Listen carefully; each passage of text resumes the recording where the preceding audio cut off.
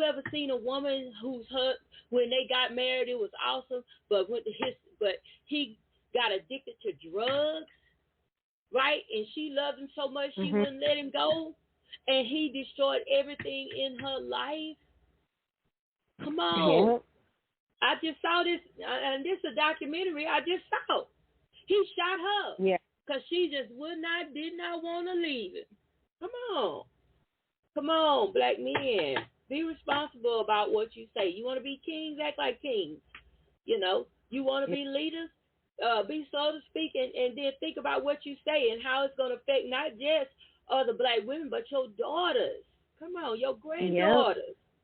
They going to play this back. Once something is on the internet, look. Once something is on the internet, it's the same thing when I saw the grandmother on the internet with all her Cleveland out. She on there just perched and got her Cleveland all out. And I'm saying, hey, you going to be a grandma one day. If you ain't already. And your grandkids, what they going to do? Look at that picture and say, grandma is so sexy. Why would you want them to say that? But we are the internet, Facebook, for some, it's not good for some people. Let's be honest. Some folks can get on there, run businesses, can do what they do. But some folks get on Facebook and lose control. They, for some reason, think Facebook or Instagram is a literal filter for their life. Yeah. I want to tell some people sometimes, hey, I need y'all to function in reality. Everything that you do is going to impact somebody, whether you want it to or not. Yep, every action has an equal and opposite reaction. Come on now. You got to be responsible with the son, but we be so busy, like I say, when we get upset, when we get angry, I ain't gonna preach no sermon, but the Bible did say be sober. And a lot of people think he's talking about drinking. No, that just means be sober. That means every time you say something to somebody, about somebody, or on a subject or anything, make sure you sober when you say it. Because when you say it when you're mad, or you say it because some girl didn't give you her number, you know what I'm saying? And you just go off on this tangent. Come on. You tripping. Yeah. You tripping. Yeah. I always tell people, sober up on that stuff. We spend time to tell our daughters,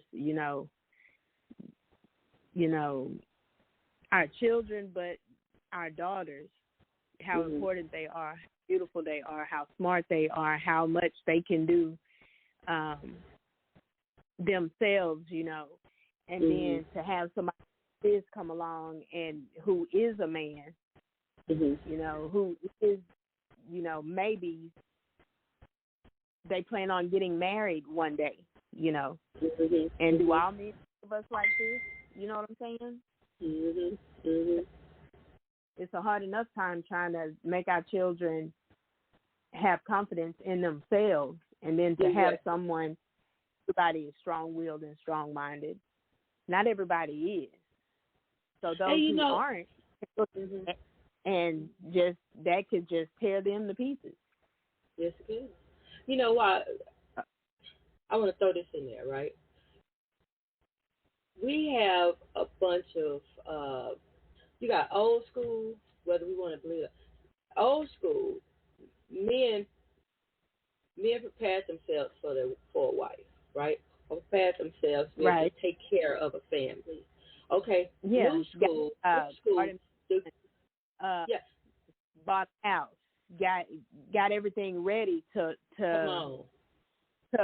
marry her and bring her in a safe space.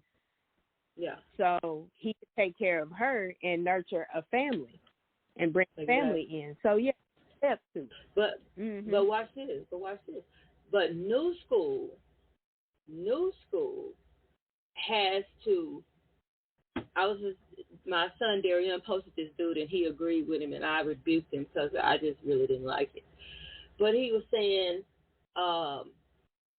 but I came to a consensus. I came to an understanding on it, right? Okay, the dude said he ain't getting with a woman that don't have a job. He said he's not getting with a woman that can't bring something to the table. He said that he's not taking care of no woman. He's not putting himself in a position to be everything to a woman, right? She got to come with her own money, her own car, her own. He's not going. He's not doing that, right?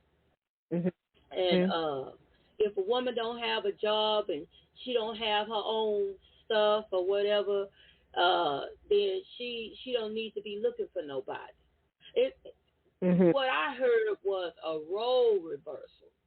That's what I heard. Now it was covered in mustard and mayonnaise, but you can't. It's kind of like a man. He'll say he wants that strong, independent woman, which some men can handle that. But it's some men that talk that noise like that can't handle no woman like that. Because when a woman like that come along, she could tell you to hit the door. She will. When you start challenging her, when you start saying, I am man, hear me roar, I'm not saying a woman shouldn't have a job, and I'm not saying a man shouldn't look for a woman with a job. What I'm saying is, if you going to open your mouth that big, you better be ready. Because that means she don't need you. That means that that means she ain't dependent on you. That means that, I'm just saying, because some men talk big like that. Or like the dude just said in that video. Oh, she let herself go. And then he said, hot girl summer. Then he said, you care more about how you look. He contradicted himself so many times. But what I heard in there was confusion. Y'all don't know what y'all want. Nobody told you what a real man was, and nobody told you what a real woman was. But because of the times, women have had to evolve in order to survive. Yeah. They've had to adapt to a kingless, let's just be real, to a kingless culture, because our kings start making excuses. This man was selling drugs. I met this young man when I was young. He was selling drugs. Hey, shorty, I said, what you do for? I'm out here, I say, out here what? I say, why don't you get you a job? I ain't working for the man. I say, well, who the hell you think you're working for right now? Who you think you're working for? See, that's why I don't deal with you educated, bees or whatever. I was like, dude, that ain't education. That's just you lazy, and then you want some woman to attach herself to you so you can eat her cereals and stuff. You not eat. I got kids. Yeah, you can't. So them corn dogs for my kids. Come on. I was married to well, I got a good man now, but I was married to this grown man. I'm just throw this out there for these women. I was married to this grown man, right? He went out, got a job, all this kind of stuff. He opened the door. He left furniture. I ain't have to do nothing. Till he got frustrated, and he said, I ain't going to work no more. Okay, for those of you that know I'm a fool, okay? He says to me that he ain't working no more. And I looked at him, and I say, well, you ain't eating no more. What you mean? I say, you see that refrigerator full of food? That's my kids' food. That ain't your food. You see that bed back there? I bought that bed. Now, see, a lot of people say you shouldn't do that. Now, if he had gotten laid off or something, or fired for some unknown reason or whatever, then I wouldn't have had the attitude. He talked about me like I was a piece of trash in the middle of the street. You think I care? No, I didn't. You not gonna come in here and see. This is the conversation men don't want to hear.